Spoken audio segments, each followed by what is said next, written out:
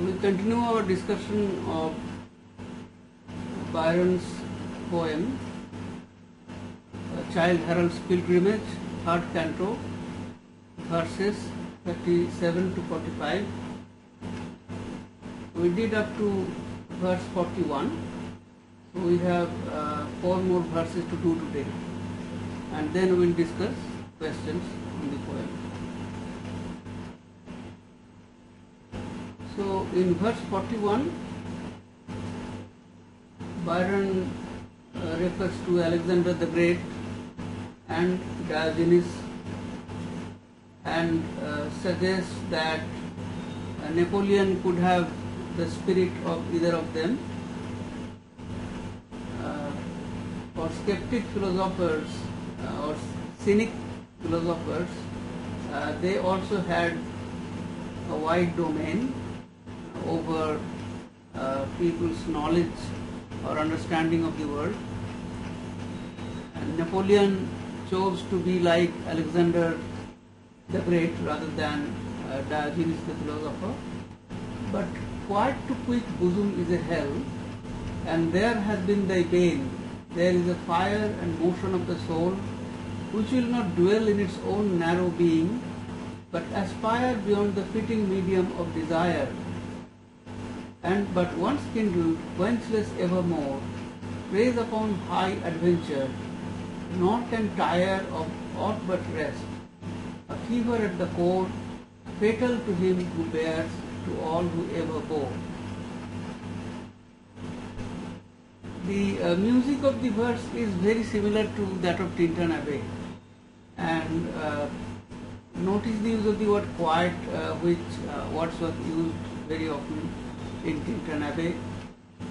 The use of the word soul and the fever. So all these words were used by Wordsworth, and Wordsworth complained that Byron plagiarized his poem Tintern Abbey, not without justice. However, Byron, of course, developed the romantic quest farther than that of Wordsworth, as we will see. But the impression of Wordsworth's poetry is very clear. So here the poet says, now here in this poem we have a narrator, the narrator who often addresses Napoleon by the word thou or thy. So we must not lose sight of the rhetorical strategy of the poet. Quiet is a hell to quick bosoms, suggesting that some people who have a spirit of adventure or a fire in them, who want to have more and more experience and adventure, referring to their ambition, of course, they cannot tolerate quiet. That is, quietly sitting at home is impossible proposition, an impossible proposition to these spirits. And there had been thy bane. Thy means Napoleon's. So Napoleon could not sit quiet. There is a fire and motion of the soul which will not dwell in its narrow being. So this reference to the soul and to the being of a person suggests the intimate spiritual nature of the adventure or the experience that the poet is talking about. So one's being needs to be more and more encapsulating, all embracing and widening, and the narrowness of being stifles the soul.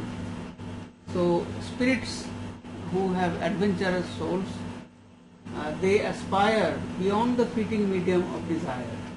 The very interesting formulation, fleeting medium of desire, which means every person has desire, but some people, they go beyond desire.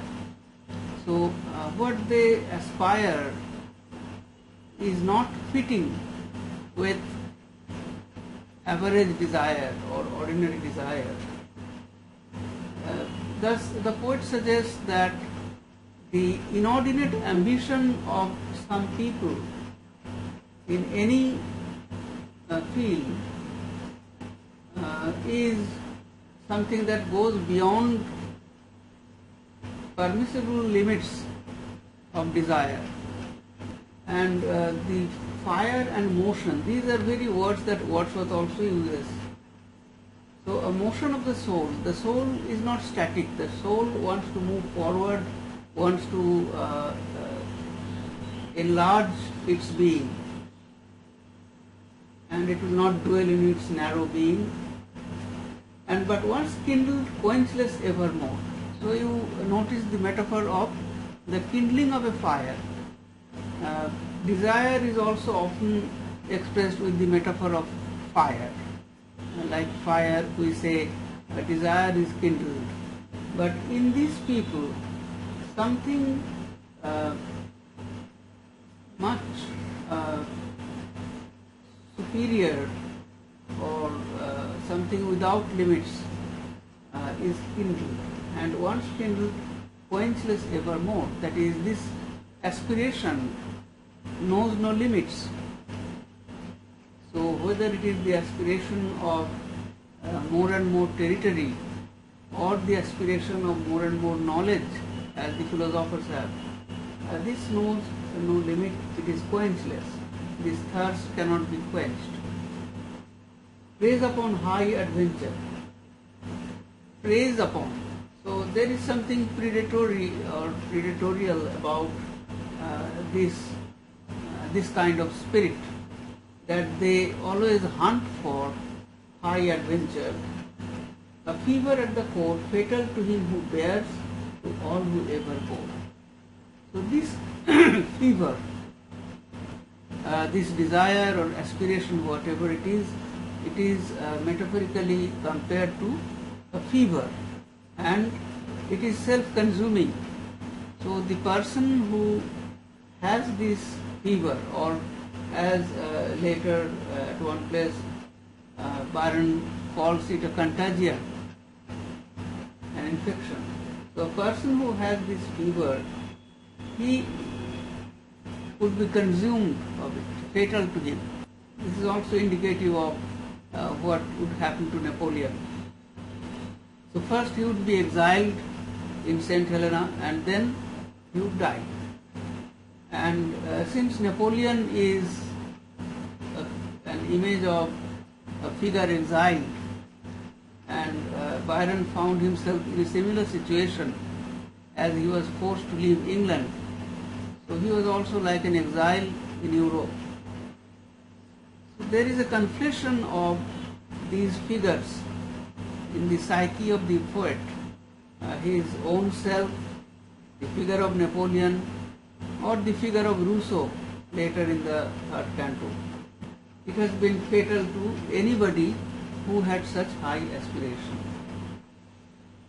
So we see that Byron attempts to render truthfully the passion or the emotion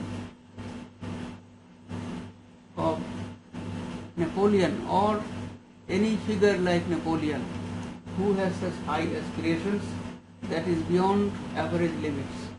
This makes the madmen who have made men mad by their contagion. So now such people like Napoleon, they are being called madmen. They are not only mad themselves, but they make other people mad because of their inspiration or their ambition, which is like a contagion, like an infection. conquerors and kings, founders of sects and systems, to whom add sophists, bards, statesmen, all unquiet things which stir too strongly the soul's secret springs, and are themselves the fools to those they fool. We notice the formulation of expressions here, suggesting the self-consuming nature of such high ambition. And in this category, we see several types of people fall, like conquerors and kings, founders of sects and systems, philosophers who found different sects, or religious leaders who found different sects. Systems, of course, refers to philosophers. Sects refers to religious leaders. And sophists. Sophists were Greek philosophers and logicians before Socrates. In the pre-Socratic history of philosophy, we read about sophists. So they had an immense influence on the public life of Greece. Bards. Bards also refer to poets who often in early days used to move from place to place, and usually they sang about the glory of the heroes of their nation. So bards, whether it is reference to the Scottish bards or Gaelic bards, but the notion of bard also contains the idea of a poet who represents his nation and who is like a prophet also to his nation. This idea has been, this word also has been used by Philip Sidney and others. So in the English tradition, bards are poets who may be called national poets, or poets who represent the glory of their nation. Statesmen, that is politicians. Politicians also have inordinate ambition, and they lead public life. So all these people mentioned here, they have public life. So they do not restrain themselves to their personal lives, but they have an enormous influence upon the public because of their public stature. All unquiet things which stir too strongly the soul's secret springs. So all these people, they have some essential unquiet characteristic about them. That is, they cannot bear with quiet, they cannot sit at home, they cannot only have a private life, but they must have a role in public lives, and they must act, they must influence, and they are stirred very strongly by the soul's secret springs. So the secret spiritual or any kind of quest that drives a person, these are difficult to know. That is why they are secret. What is the dynamo behind the motives of such people? But they are too strongly stirred by these desires or these secret springs, and therefore they are fools. Why? Because by this inordinate aspiration, they destroy themselves. So they achieve a lot, but they also destroy themselves. So if you think of religious leaders, think of Jesus Christ. So Christ was crucified. Uh, Many religious leaders have been martyred. Many political revolutionaries have been killed. Many statesmen, public figures had similar fate. And perhaps Byron is also secretly including himself in this list, who would also be destroyed later. But he had this fire within him. Otherwise, why would he participate in the cause of independence of Greece? And he fought in the War of Independence and he died in that war. So some secret spring, some secret drive, some secret quest led him to such action. So these people are themselves fools, and they are fools to those they fool. So the public or the people who are enormously influenced by them or impacted upon by them, they also feel that in a sense their leaders are fools, because they do not confine themselves to their secure private life, but move on and influence others, inspire others in some cause. Envied, yet how unenviable, what stings are theirs? So these people are envied because of their achievement, because they are accepted by so many others as their leaders, but they are unenviable. Why? Because if we think of their ultimate destiny, that they would be destroyed. So their life is not enviable, they are unenviable. And what stings are theirs? That is the sufferings. The sufferings that such people have to undergo. Who would like them? Who would desire them? One breast laid open were a school which would unteach mankind the last to shine or rule. So if we could lay open the breast of any one of these figures, then we would learn. It would be like a school. We would learn the things that man must avoid. So, unteach mankind, interesting formulation of expression. He coins this word unteach.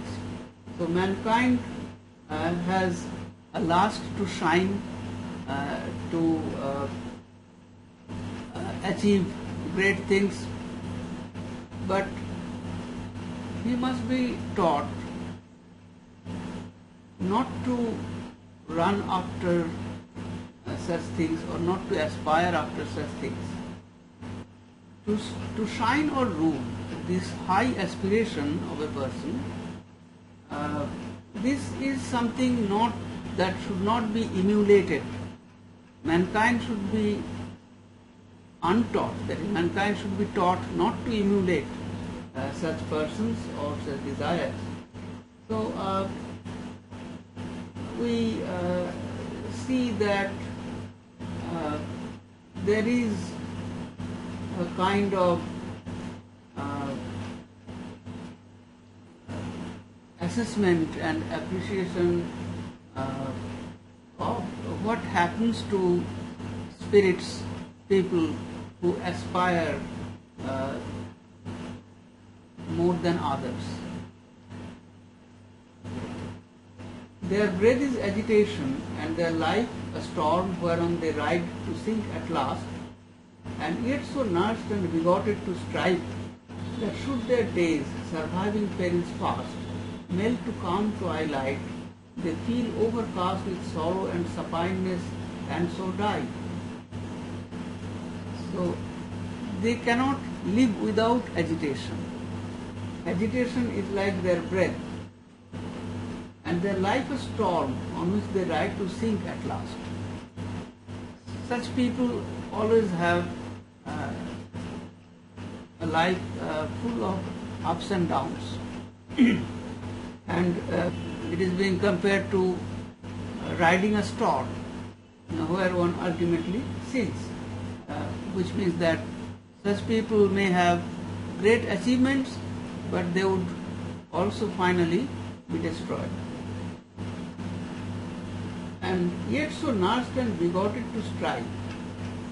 So these people are as if nursed by strife. Strife means fight, means struggle. So these people, they are nourished by struggle or strife, and begotten means they are biased, prejudiced in favor of strife. That if by chance all their dangers pass and they survive to live twilight days of mellow old age, then they will feel overcast with sorrow and supineness. That is, they will feel frustrated and sad and melancholic, because that is not the kind of life that they ever wanted. So supine means lying prostrate. So it would be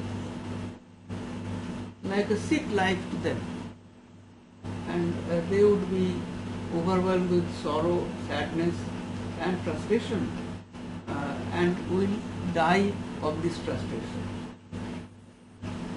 So whether they die because of their perils, or even if they survive these perils, they will die out of frustration. So these spirits, they cannot continue, they cannot live without strife, without struggle. Even as a flame unfed, which runs to waste with its own flickering, or a sword laid by, which eats into itself and rusts ingloriously. So here we have two comparisons. A flame unfed, that is, a flame, if you throw things in the flame, if you throw wood or coal into the flame, then it will grow bigger. But if it is unfed, if it has nothing to consume, then it will consume itself and die. The flame will die.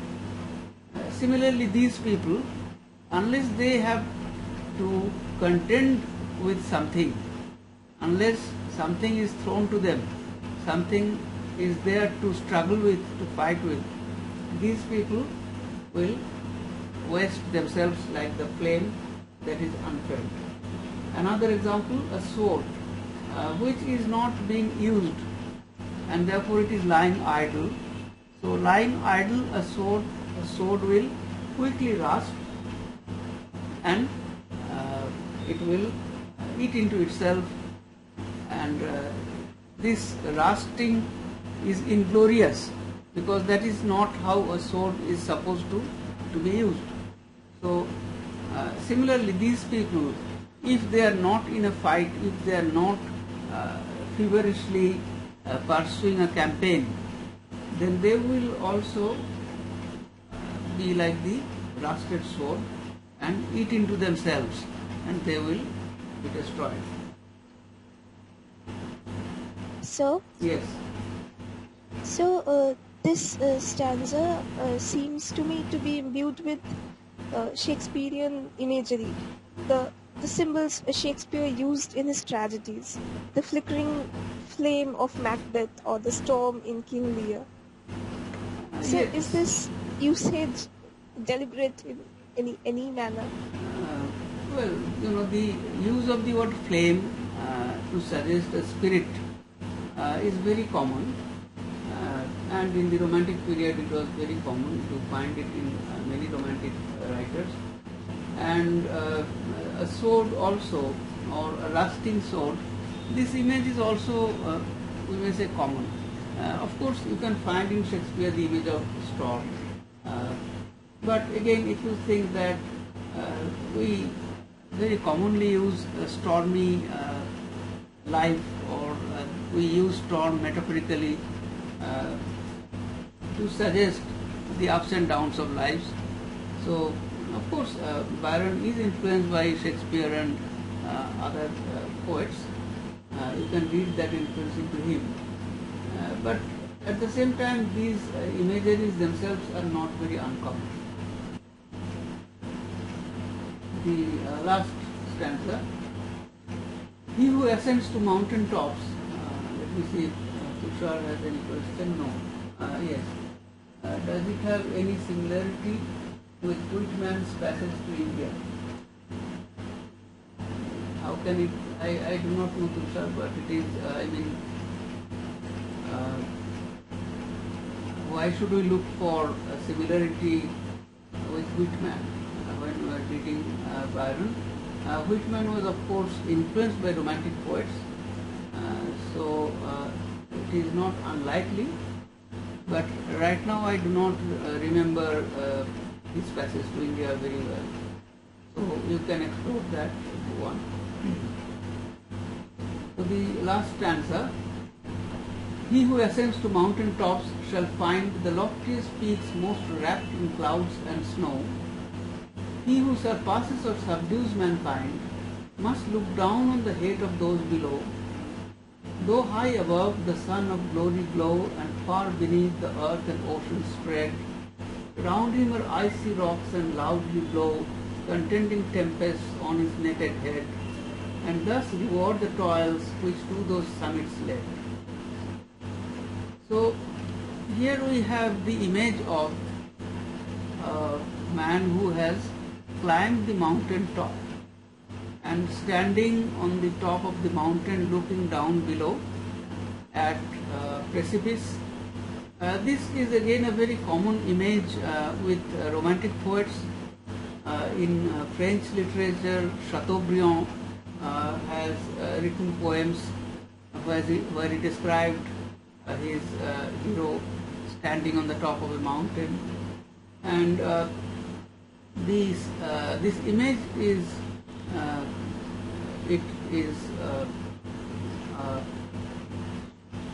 reminder of the Romantic idea of the sublime. So when one looks at a huge mountain, a tall mountain, or a deep gorge or precipice, so these are natural beauties or natural scenes that make one think of the sublime, the kind of sublime that Longinus had referred to in his work. And again, I would say that it is not very uncommon image, but still the details with which Byron conceived this image, that is what is interesting. He who ascends the tops will find the loftiest peaks most wrapped in clouds and snow, which means that he will have he will be able to see a scene which is rarely seen from below. So if somebody climbs the mountain, one sees the clouds and the other hilltops wrapped in the clouds, which is a beautiful scene not to be found elsewhere. He who surpasses or subdues mankind must look down on the hate of those below. So one who achieves far more than other average people, they are in a similar situation like a man standing on the top of the mountain. So they have risen much higher than others. So if they look below, they will only find that people below him hate him. So he must be ready to face the hatred and envy of others. So, but notice the use of the word subdues. So not only surpasses but also subdues. So a conqueror like Napoleon or a king, he subdues people. He subjects them to his slavery, or he is overpowering and overwhelming above others. So such a person is also hated by ordinary mankind. Those high above the sun of glory glow, and far beneath the earth and ocean spread. So such a person who is high above the sun can glow in the glory of the sun, and beneath he can see the earth and ocean spread. So here we have images of infinite natural beauty. The earth, the whole earth, if it can be seen from the top, or the oceans. So these are images of the infinite, and they produce a sense of the sublime. So such a person who is able to climb so high can see around him icy rocks and loudly blow contending tempests on his naked head. So he is also may be a little uncomfortable at the top, because there the wind blows most severely, and the rocks around him are icy.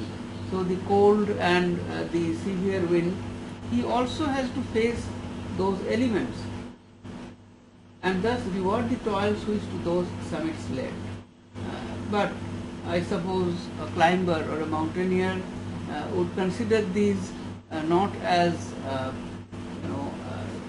suffering, but as a reward, because such experience is possible only when one reaches the top of the mountain. So there is a lot of subjectivity involved here, because the icy rocks and the contending tempest on the naked head, these images do not mean something very comfortable.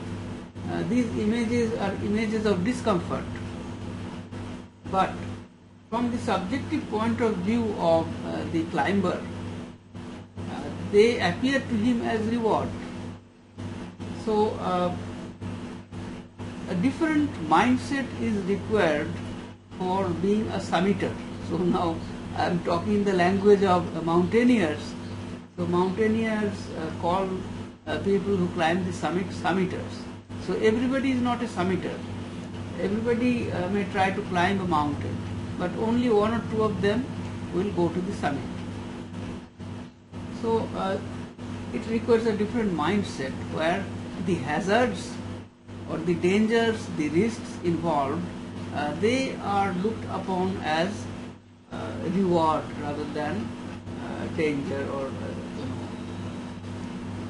suffering. So from this we may think of the whole poem in the third canto as a poem of consciousness, because through the reference to Napoleon, later to Rousseau, which is not in your syllabus, through the reference to Napoleon, Byron is suggesting a particular kind of mental experience, and it is a reflection not only of Childe Harold. Now Childe Harold is not mentioned in all these verses that are in your syllabus, but he is mentioned right after that in stanza 46. There Harold gazes on a work divine. So Harold is in Germany. So, you don't have to deal with Harold at all. However, more or less in the third and fourth cantos, Harold appears less and less.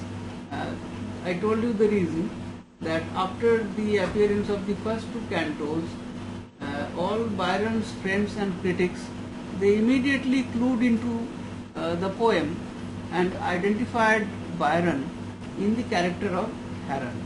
And therefore they said, what is the need of this pretense?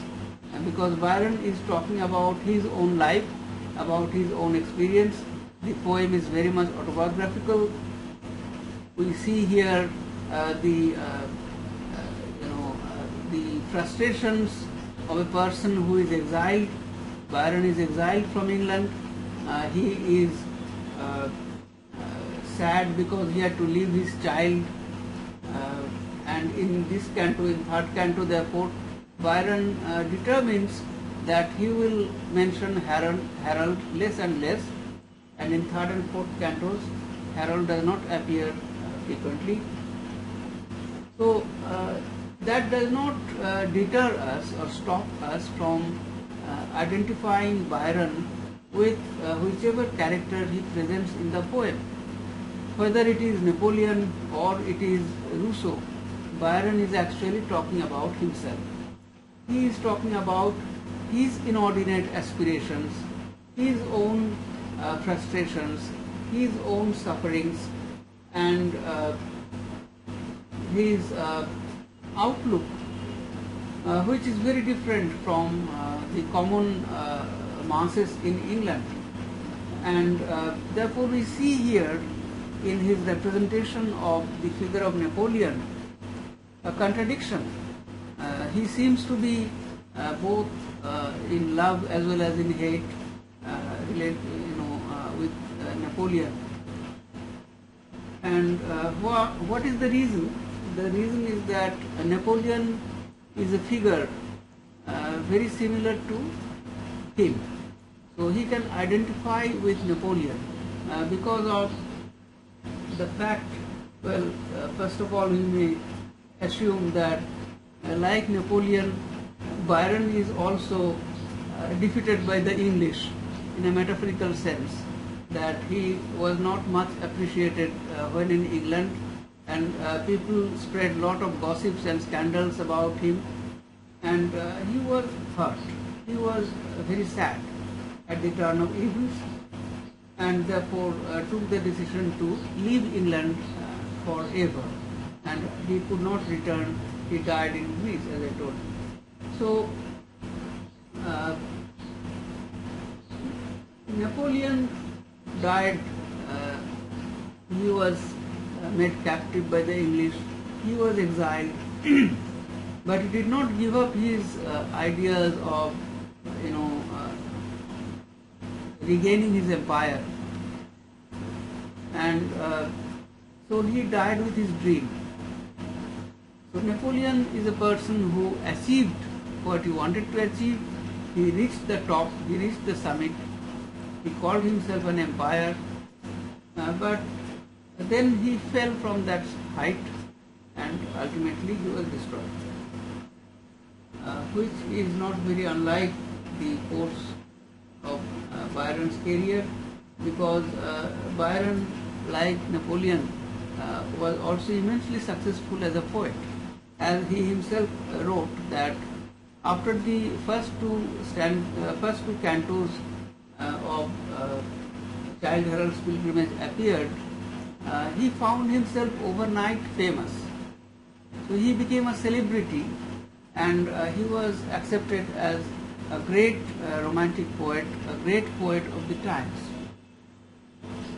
So in a way he achieved what he wanted to achieve, but he was also infected with this contagion, as he says in this poem about conquerors and others, that they have this extreme aspiration, which is like a contagion, and because of that, these people, they ultimately are destroyed by their inordinate aspiration. If you have any question on the text right now, you can ask me, or I will go on to talk about the questions that I have said. Comment on Byron's construction of the character of Napoleon in the poem Childe Harold's Pilgrimage. Does this figure reflect Byron himself? So the character of Napoleon in this poem stands for the persons who have high ambitions, inordinate aspirations, and who cannot but lead a life of unquiet, a life of agitation, and a public life because of their aspiration to either to be a great conqueror, to conquer more and more countries, or to subdue a great number of people, or in any other way to achieve something much greater than any ordinary person can imagine. So this has a positive as well as a negative aspect. The positive aspect is that because of such aspiration one can be at the top, and the negative aspect is that this will alienate one from one's society because everybody else would be overwhelmed or overpowered by by such a figure, by such a person. So it is more likely that such a person will evoke more hatred than love, or fear than love. And since this poem is not a poem about Napoleon, it is Childe Harold's pilgrimage.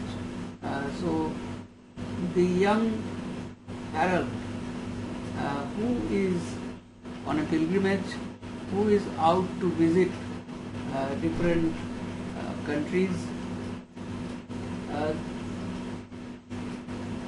his journey is being experienced, is being narrated, is being represented in the poem. But as every reader could realize, that this is also about Byron's own travels, because Byron set out from England, and he had to avoid those countries with which England was fighting at that time. So he had to take a particular route where an English citizen would be safe. And pilgrimage in literature always had a symbolic meaning. So beginning from John Bunyan's Pilgrim's Progress. So pilgrimage would always mean not just travel, but also a spiritual journey. Similarly, Byron's travel through Childe Harold would also mean a spiritual journey and not only a physical travel. And therefore, the poem is a heady mix of autobiography, travelogue, and an attempt to write about the spiritual progress or mental progress of the poet. So in that sense, a poem of consciousness, which is very similar to Wordsworth's poems, which is the next question. So does this figure reflect Byron himself? Yes. The answer would be yes, because through Napoleon, Byron attempted to represent his own aspirations and his difficulty of having stable relationships with people, because people do not form relationships with a person who has a great ambition. So people are afraid that this person might try to subdue him. And Byron therefore felt alienated from the people as he describes the situation of Napoleon. But much more than that, it is this fever, this high ambition which cannot let one rest, which makes one travel from place to place. which makes one continuously be in quest of something. It is that fever that Byron tries to express through the figure of Napoleon. Would you agree that Canto 3 of Childe Harold's Pilgrimage imitates Wordsworth's Tintern Abbey? Can it be called a poem of consciousness? So the assumption of this question is that this poem, which Wordsworth complained was plagiarized from his Tintern Abbey, and this complaint was not entirely wrong, because we see a great influence on Byron of Wordsworth's Tintern Abbey in this poem. So Tintern Abbey is a poem about spiritual progress of the poet from his childhood through the different stages of his growth and till his old age, and even after his death. The poet imagines how his sister would think of him. So in Canto 3 we see, through Childe Harold's Pilgrimage, Byron is attempting a rendering of his consciousness, and his comments on this great desire of reaching the top.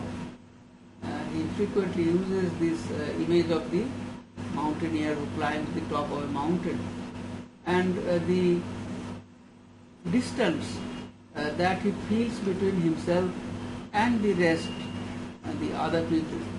So he has to look down upon others, and others hate him or fear him. So in this sense, insofar as the poem presents a type of consciousness, it can be called a poem of consciousness. And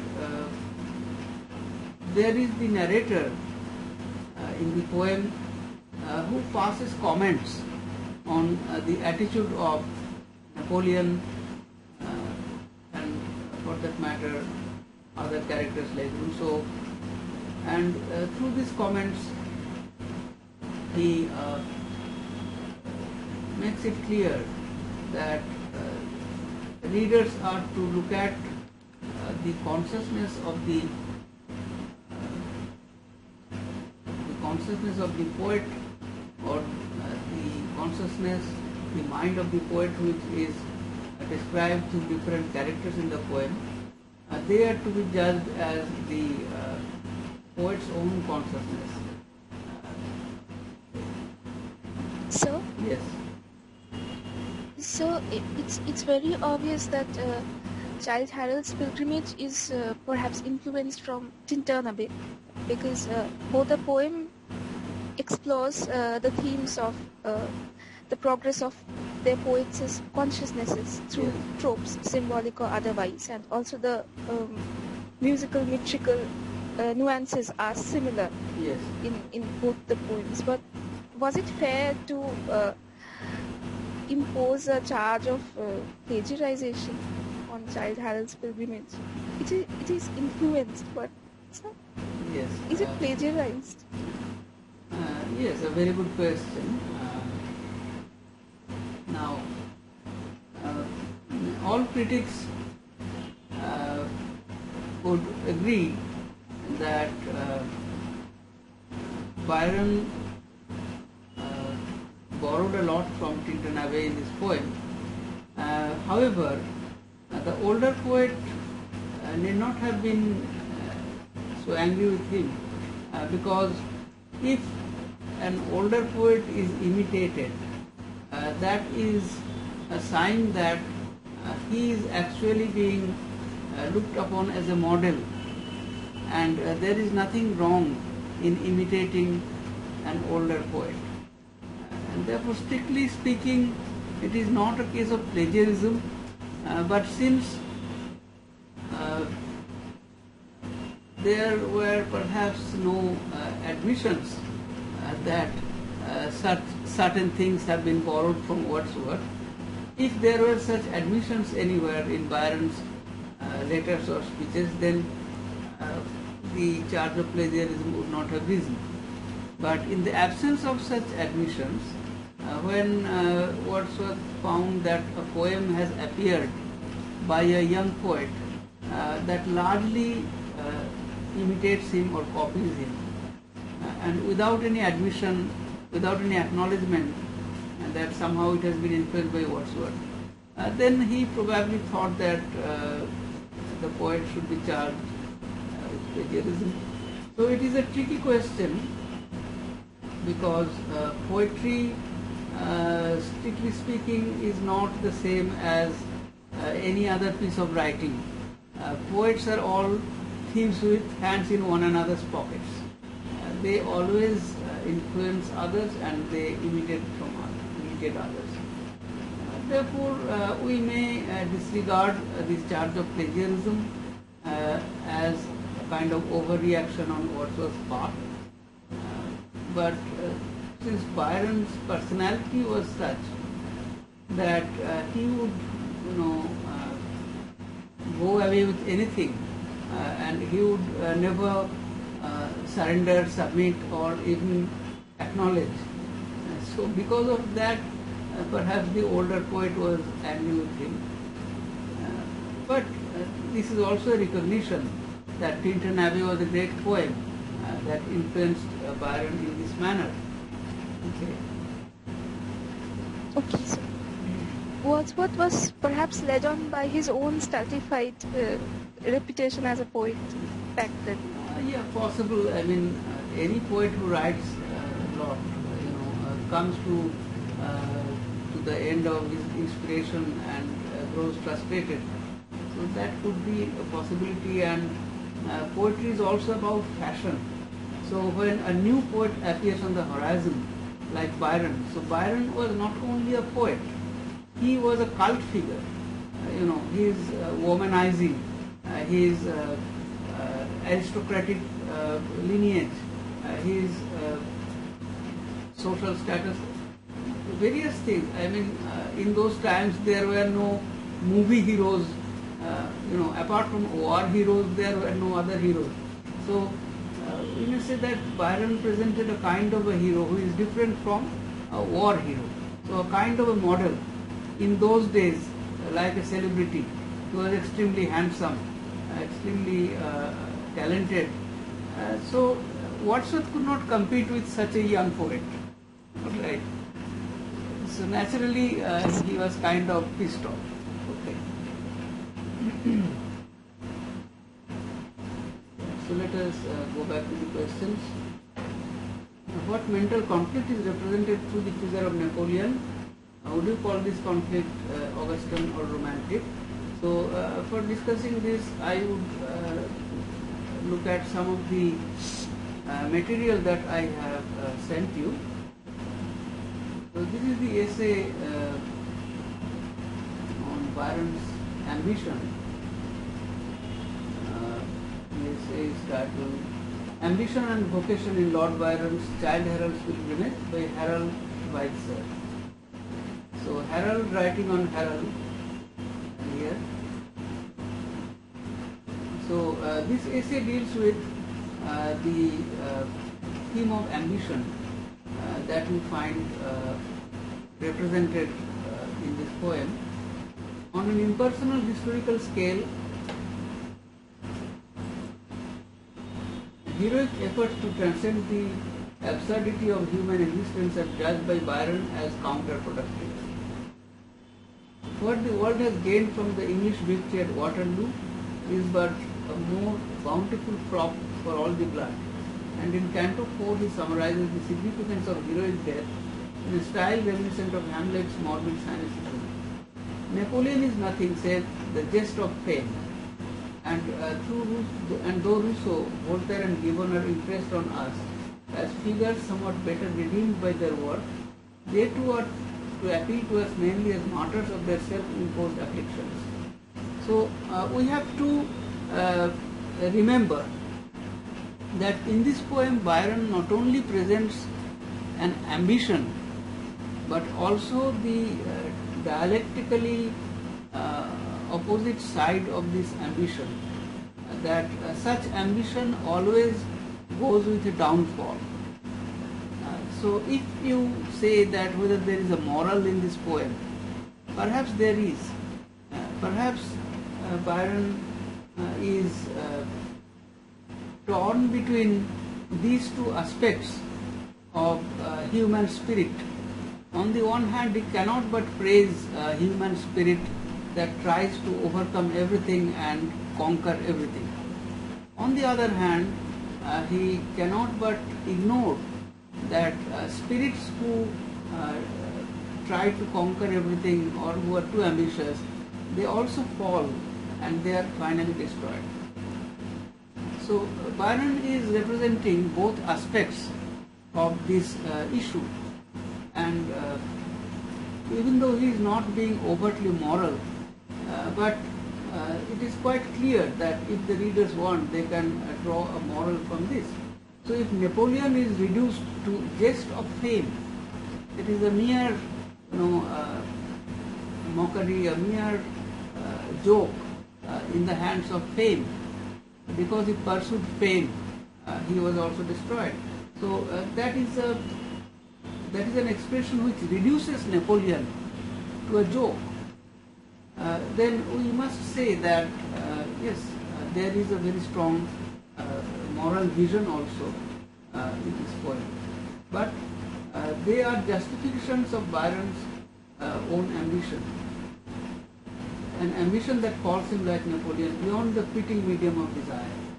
So fitting medium, that is, this fitting medium is defined by the, we may say, middle class notion of virtue, where we are always taught that we should not be too ambitious, we should draw certain lines. But there are spirits, there are people who cannot draw these lines, so they violate this, this restriction. Rousseau described as a self-torturing sophist and apostle of affliction and so on. The four cantos included in Childe Harold, Canto 3 is its cultural and historical pessimism. In spite of its cultural and historical pessimism, the most hopeful and idealistic. On his journey to the Rhine Valley, the traveller temporarily recovers from his disillusionment, and by the time he reaches Loch Lomond, Shelley's and through Shelley, Wordsworth's influences are recognized. Byron's tributary note that even the beauties of nature were lost on a perverted mind, such as his, is unexpectedly confirmed here. His mountains, however notoriously high and wild they may be, do not come across as authentic experiences, but rather as types and symbols of Wordsworth's pantheism, which itself was modelled on traditional religious sentiment.